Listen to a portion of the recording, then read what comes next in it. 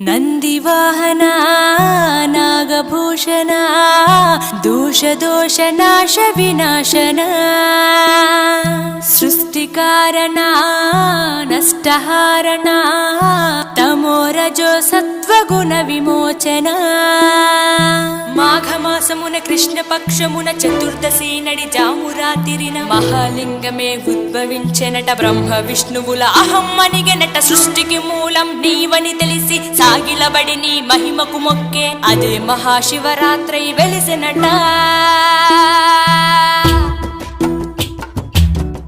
అరే ఓ జంగమా విభూది లింగమా, పక్కన పార్వతమ్మ తలపై గంగ